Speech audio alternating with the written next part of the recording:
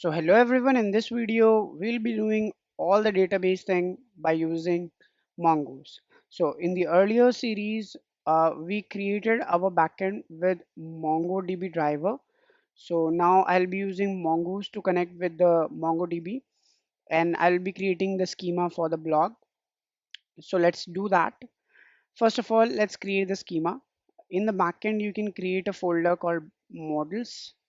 Generally we do create the schemas in the folders in a file, in a separate file. So you can like copy the same folder models because it is followed convention which is used in MVC pattern as well. So I can write single block or anything you can write .js. Inside that, first of all, you have to require the mongoose. Make sure you name it correctly. You can write require and then mongoose. Yeah, after that you have to create a constant variable with a single block name because our model name is also single block. So we'll be creating with the same name, single block. Now you can write new mongoose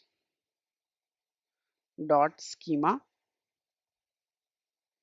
Inside that, in the curly brackets, you have to specify the fields. For example, you want to specify the title of the blog, for example. So you can specify title here. You can specify the type of the title, like what kind of data type should be assigned to this title. It should be only number, it should be only string or anything. So you can understand or you can study about Mongoose in their official documentation as well. So this provides a lot of data types you can use here. The other one we want is the category, obviously, and this will be following the same pattern. So if the type of category is string, then only it will save that. Otherwise, it will throw an error while creating this single block. And then after that, I can specify the description with the same type string. So you can use any type number as well, boolean as well. But in this example, it is not required, so I'm not using that. So this is it. Also, you can specify timestamps. Also, you can specify timestamps after the first curly bracket of this one. After this is completed, you can specify the timestamps. Timestamps is nothing but whenever you will be updating the document, this document single block, then it will update the timing and also it will automatically create the fields like created at and updated at. So in here you can write true in timestamps. Now we can export this by using module.exports here, and then we can use mongoose.model to create this model. Inside that I can specify the name or the string which I want to denote like my collection with. So single blog, you can name it blog, it will automatically be made plural by MongoDB, single blog. And then you can specify the single blog here. So this single blog is nothing but this object which we created by Mongoose schema. So it will follow like whenever we'll be creating a blog, we'll be using this single blog object or this single block schema. Inside that, we also want to do one thing, which is index.js. We have to create this index.js file, which automatically grabs all the models in one place so we can use them. First of all, we'll be requiring the mongoose in here as well. So I can specify mongoose here. And inside that, I can require mongoose, just like I did in the single block. Here, one more thing you have to do is mongoose.promise. You have to assign the mongoose promise to the global promise. So this is the global object which is used for like mongoose is will take some time to connect with the MongoDB. So it will wait for that until the database is created. So it will not create the database before it is connected to the MongoDB. So it is for that. Now we need to create the DB or the database object. Inside that, we'll be specifying different properties. For example, db.mongoose. This db.mongoose we'll be using this to connect with the mongoose. That's why we'll be grabbing this db in the server.js file, and then we'll be connecting with mongoose, not with this package but with this db object. So in this db.mongoose, I can require actual like I can assign the mongoose which I required actually. Also, I can assign one more property which is single block, because we'll be accessing that from the there single block, or we can directly import that if you want. So, but let's require that in here. Similarly, we also require other models if there are any other, but in my case, it is only one model single block, so we'll be requiring that for in the DB. So the DB is nothing but a global object we'll be using and destructuring all our models from this object, and also this db.mongoose. So this is it actually.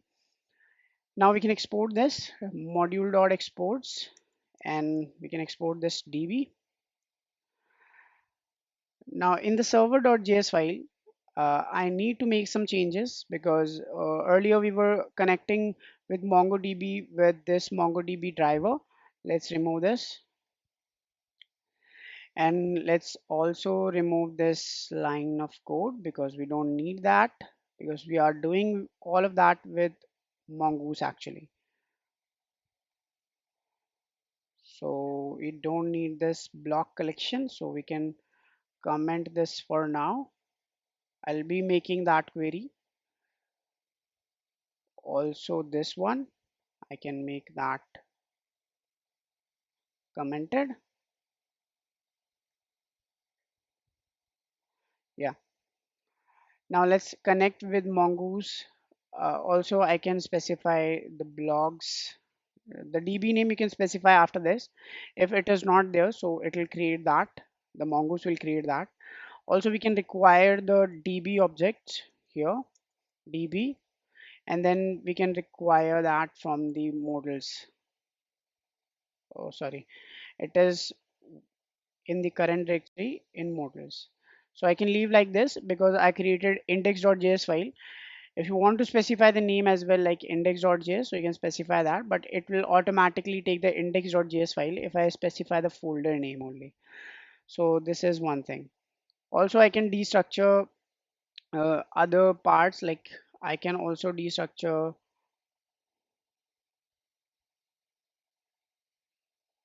single block from the models here. Instead of db, I'll be extracting it from this db. Yeah.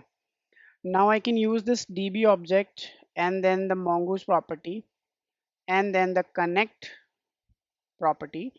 Inside that, I can specify the URL or URI. That's it. And after that, I have to specify then and catch blocks. Also, Mongoose requires some extra options if you want to specify that, like we did in the MongoDB driver, like use new URL parser. It actually removes some warnings, so it is for that. But I think it is in the updated version. They have fixed that. So let's add some then inside that. In this then block, I'll be just console logging that it is connected successfully. Console log connected, or let me just make it like this,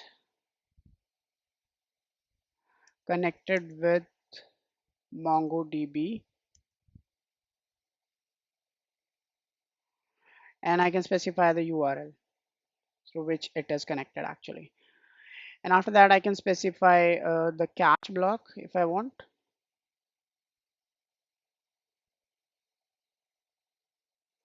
I can console log the error.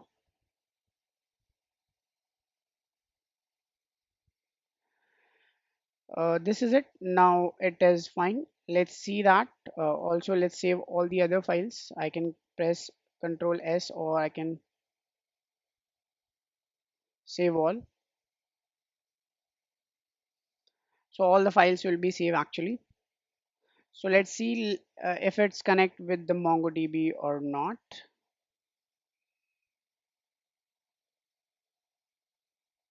You can see that it is actually connected with the MongoDB. So I've added this. Let's work on these post and the get routes. So how can we solve whatever we were doing with earlier collections? So it is very easy. Just you have to change the queries. Instead of this, I'll be making a blog constant, for example blog, and I can create a new blog, new single blog. Why single blog? Because that is our model which we created here, and I have extracted that from the DB. Now I can specify the data. So whatever the properties will be there, they'll be specified there. And I can remove these constants, uh, not all. Let's just add here. So it will add the promise to this blog, and then we can specify blog.save to create this document actually. Then the result will be logged out and the blog will be created. So our post will be working fine. Let's work on the get, and the get is also very easy. You just have to change this blog to single blog, but the query is the same. You just have to add the find, but instead of this we actually have to send the result, not this. Let's remove this line, result, and I can send the result. So it is a little bit shorter than the previous one, and I can also add a wait here because that won't work otherwise. Yeah, now it's fine. Let's see what happens, and let me just create one more document by using this Mongoose now. So it is connected. Let's go to the Postman, and I have already created a sample data, farming tips. Let me just send the data and see if the response is successful or not. Okay, what is the error? Let's see that. Okay, it's DB already exists with different case already. Blogs, trying to create blogs. Okay, okay. Let's see what happens in this one. Refresh. Let me just see if it is created or not. So it is not created actually. Single block. DB already exists with case. Okay. Let me just see if DB is there or not.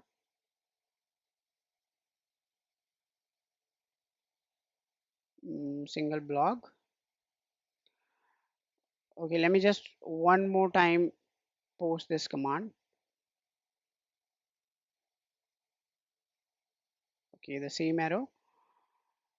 What is the error? Okay, let me just change the blocks instead of a different database, for example Mongoose block. So I think the previous database is creating the problem, so let's do this one.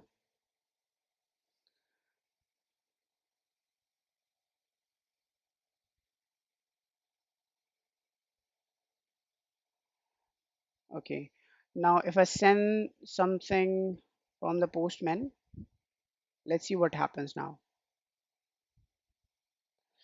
Okay, you can see that it is logging out. I think the previous database was creating the problem in connection. So we created a new database actually. So we just need to specify the new database name inside the URL. If the database is there, so it will not create the new one. It will automatically connect with that. So this is actually the thing. So let's see if it is there inside this shopping or not. Let's refresh that. You can see that Mongoose blog is there. If I go to the collection, you can see that this single blocks is there. If I see the view documents, and then that is there, you can see the newly created data is there, farming tips and agriculture.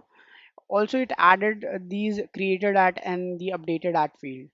Why is that? Because we added the timestamp there, that's why. So it is more useful to use the Mongoose because it provides a strict schema or the structure for your models. Whatever you will be creating for your collections, it will be very good if you use Mongoose. So this is it for this video. We created our database and we changed all the things in a new way by using Mongoose. So I hope you understood this. If you have some issues or you have some problem in connecting with the database, so you can comment down and I'll definitely solve that. So let's meet in the another one. Thank you for watching.